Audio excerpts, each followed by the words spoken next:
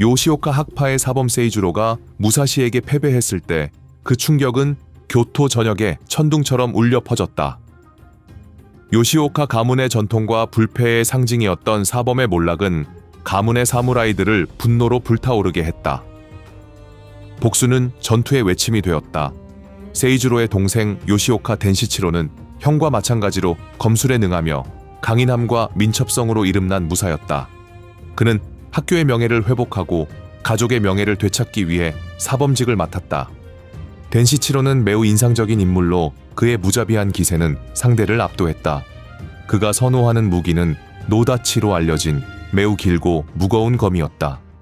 그는 이 검을 이용해 숨 막히는 속도로 움직이며 강력한 공격으로 상대를 제압했다. 덴시치로의 도전 소식은 무사시에게도 전해졌다.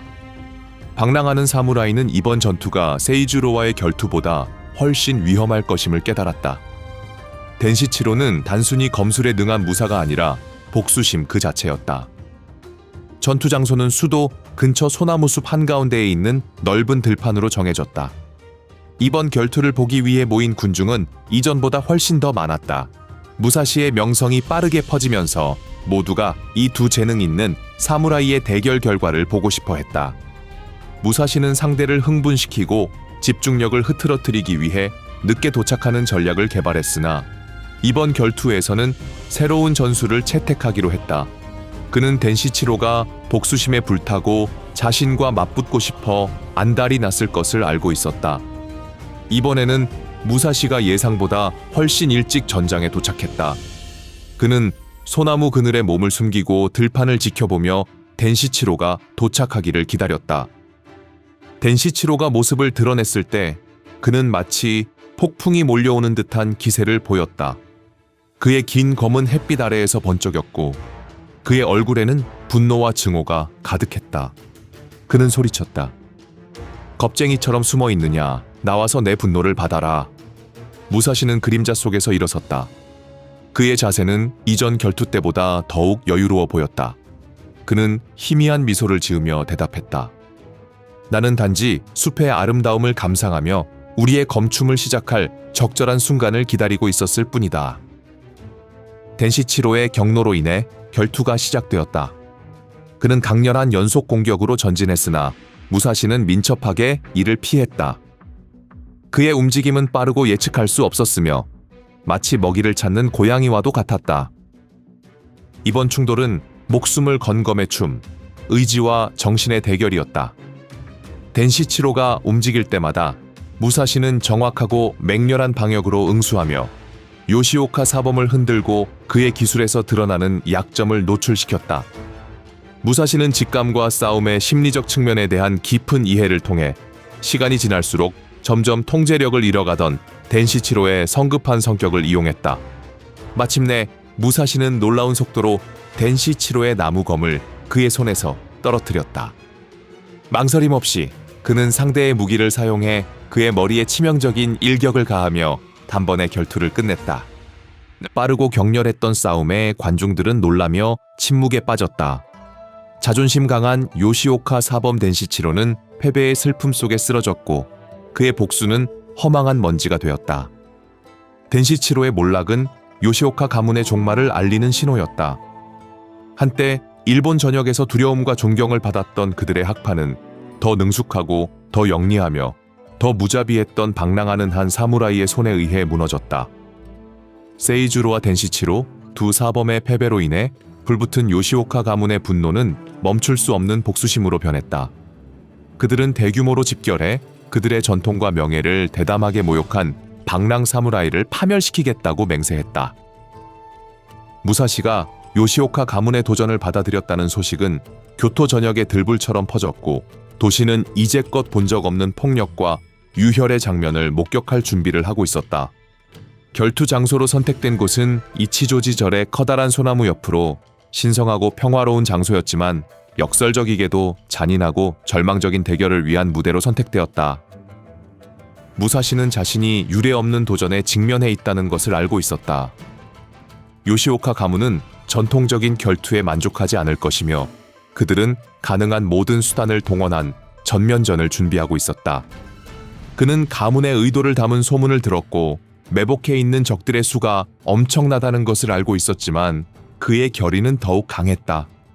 이전 결투들에서 많은 교훈을 얻은 그는 민첩함, 직관, 다양한 상황에 대한 적응력을 기반으로 한 자신만의 전투 스타일을 개발했으며 이는 그를 예측할 수 없고 매우 위험한 상대가 되게 했다. 무사시는 결투 당일 마음이 평온한 상태로 전장으로 향했다. 그는 신체적으로뿐만 아니라 정신적으로도 전투를 준비하며 명상을 통해 마음을 정화하고 자신의 무술 본질과 연결되었다. 그가 현장에 도착했을 때 동이틀 무렵 햇빛이 다가오는 사무라이 무리를 비췄다. 그들은 모두 칼, 창, 활과 화살로 무장한 채 방랑하는 사무라이와의 대결을 준비하고 있었다. 그 광경은 숨이 멎을 만큼 장엄했다. 복수에 불타는 사나운 전사들이 단 한 사람을 향해 몰려들고 있었다. 하지만 무사시는 전혀 동요하지 않았다. 그는 전투 장소를 신중히 선택하여 요시오카 가문에게 불리한 지형, 즉 나무와 경사로가 있는 울퉁불퉁한 들판을 정찰했다. 그는 요시오카 가문이 자신을 넓고 평탄한 들판에서 만나기를 바랐으며 그곳에서 그들의 공격 기술을 최대한 활용할 수 있을 것이라고 예상했다. 그러나 그는 그들을 그들만의 함정에 빠뜨릴 계획이었다. 그는 자신의 어깨에 역사의 무게를 느꼈다. 요시오카 가문은 자신들의 땅에 침입한 이방인, 그리고 자신들이 소중히 여기는 검술학교의 전통과 명성을 감히 도전하는 뿌리 없는 사무라이로 그를 보았다. 그러나 무사시는 요시오카 가문의 압박이나 분노에 굴하지 않았다. 그에게는 단 하나의 사명이 있었다. 자신의 가치를 입증하고 확고히 검객으로서의 지위를 확립하며 일본 역사에 자신의 장을 새기는 것이었다. 전투는 강철의 소용돌이로 시작되었다. 검과 창이 춤추는 치명적인 전투였다. 무사시는 빠르고 예측할 수 없는 움직임으로 요시오카의 공격을 피하며 울퉁불퉁하고 혼란스러운 지형이 제공하는 기회를 포착했다. 그는 유령처럼 움직였고 그의 검은 햇빛 아래 번개처럼 빛나며 공기를 정밀하고 맹렬하게 가르며 휘둘렀다. 그는 강력하고 빠른 공격을 퍼부으며 요시오카의 혼란을 매번 이용하고 지형의 이점을 10분 활용했다. 무사시는 적을 하나씩 쓰러뜨릴 때마다 자신감이 커졌고 그의 정신은 흔들리지 않았다. 그는 세키가하라 전투에서의 패배로부터 교훈을 얻고 자신을 재창조하며 완전히 다른 사무라이로 변모했다. 그의 검은 이제 단순한 무기가 아니라 그의 마음의 연장이자 전투와 자기 탐구, 깨달음의 도구였다. 전투는 피투성이에 잔혹했다. 하지만 무사시는 결코 굽히지 않았고 그의 결의는 흔들리지 않았다. 그는 죽음과 고통을 초월하여 자신의 무술의 완벽함을 추구하는 자연의 힘으로 변모했다.